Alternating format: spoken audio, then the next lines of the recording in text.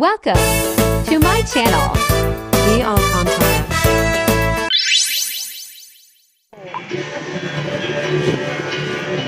Unboxing! Unboxing. Hindi, haul. Kapag unboxing, nandun. Box.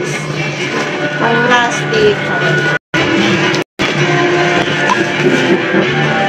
Sana magpalog. Wala tayong pagbukas. Stop ko muna, Mi. Oh, again. Yan, may gunting na. Nung nag-unbox. Ano hindi malobat? Ang balot na balot ha. Kita, pati sopa. Balot na balot. Oh, doble pang balot ha. Wow, ha? Tapos puro plastic lang pala lang. Sada pa. Tapos puro plastic pala yung laman eh. Ano naman, hindi naman. Legit. Pati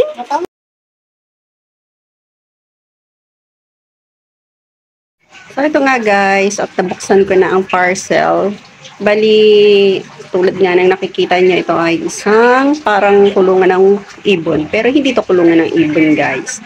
Ito ay isang lagayan ng katol. Kasi ngayon guys, tag-ulan na.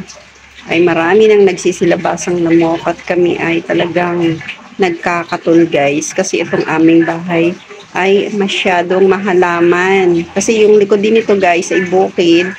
Kaya pag tag-ulan, talagang ang dami-dami talagang lamok. Kahit may screen na yung gate namin, syempre may nakakapasok pa rin ng lamok. Paglabas-pasok ng mga anak ko, or ako, or asawa ko lumalabas, syempre may sumasabay-sabay din.